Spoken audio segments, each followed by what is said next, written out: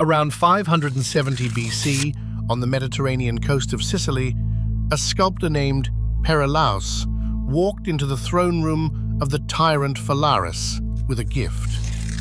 It was a life-size bull, cast in solid bronze, beautiful and intricate. But there was a small door on its flank, because the bull was hollow on the inside. This was no statue, it was a device. A person would be locked inside, and a fire would be lit underneath the belly. As the bronze heated, the prisoner trapped within would slowly cook to death. But that was not the part that made Phalaris smile. Persius had built a clever system of brass tubes inside the bull's head, so that when the prisoner began to scream, the screams came out of the bull's mouth, sounding exactly like the angry bellow of a real animal. Phalaris loved the invention. He loved it so much that, according to legend, he turned to Persius and made him the very first person to test it. The brazen bull went on to become one of the most feared execution devices of the ancient Greek world. It remained in use for over 500 years. Welcome back to the channel. Today, we are stepping into the darkest corners of the ancient world to count down the top 5 worst punishments ever invented before the medieval age. Throughout most of human history, if you broke the law, the punishment was not jail. It was something creative, something built to make the crowd watching never forget what they saw. We will work our way from bad to worse.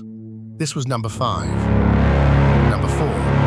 Damnatio ad Bestias. Condemnation to the beasts. For nearly 600 years, the largest sports arena on Earth was the Roman Colosseum. And on certain afternoons, the show was not gladiators. The show was a man tied to a wooden post in the middle of the sand, and a starved lion released from a cage on the far side. The Romans used it on slaves, on prisoners of war, and most famously, on early Christians. The animals were kept hungry for days before the event so that they would attack on sight.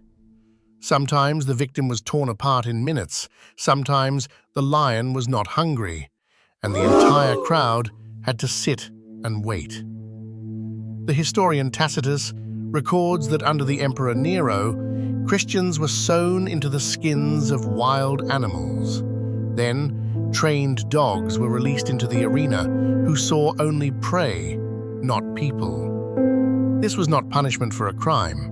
This was an afternoon's entertainment for tens of thousands of cheering spectators. That was number 4. Number 3. Crucifixion. Long before Jesus of Nazareth was nailed to a cross, the Persians were already doing it. Crucifixion was invented around 600 BC by the Persian Empire. It was specifically designed to be the slowest public death possible. The Romans saw it, liked it, and made it standard practice for rebels, runaway slaves, and the lowest class of criminal. The victim's wrists and feet were nailed to a wooden beam. The cross was then raised upright. But death did not come from blood loss. Death came from suffocation. Hanging from your own arms, the muscles in your chest could no longer pull your lungs open. And slowly, hour by hour, you drowned in the air around you. It could take 3 full days. Spartacus's slave rebellion ended with 6,000 crucified men lining a single road from Capua to Rome.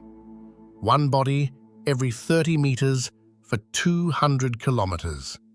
Constantine the Great finally banned it in 337 AD, almost 1,000 years after it began. That was number 3. Number 2, Scaphism, or, as the Greek writer Plutarch called it, simply the boats. This one is so horrifying that for centuries historians assumed it was just a story.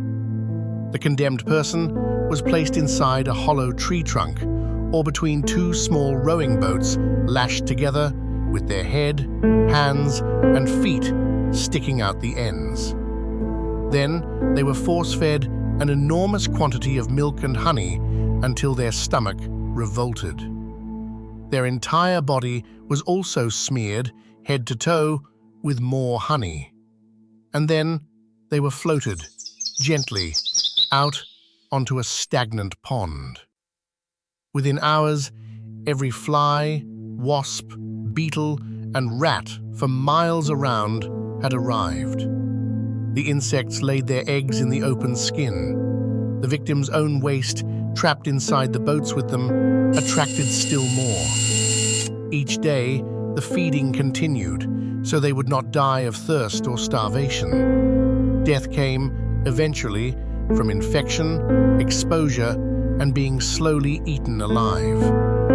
Over a period that Plutarch claimed could stretch to 17 days.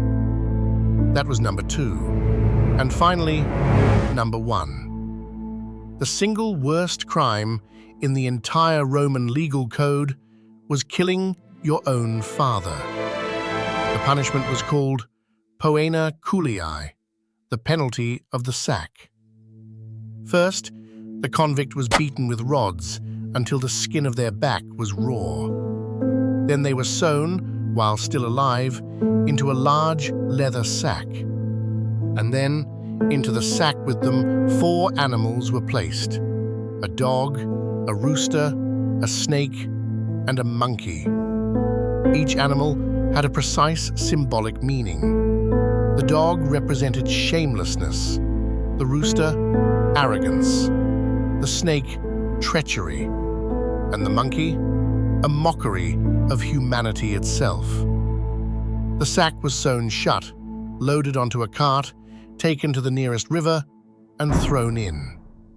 The 4 trapped animals, panicking and biting in the absolute darkness, would tear the convict apart before the sack could even sink. If the convict somehow survived all of that, they drowned. Even Cicero, the calm and rational Cicero, wrote that the father killer should not be permitted to see the sky while alive, nor the earth when dead. The leather sack lasted in Roman law for nearly 500 years. That was number 1. These are 5 of the worst punishments invented in the ancient world. They are nowhere near a complete list. Every empire seems to have invented its own. And the most useful thing about a list like this is the reminder that the systems of justice we live under today represent thousands of years of slow, painful progress away from this kind of thing. If you would like to see the medieval entries some other time, let me know in the comments.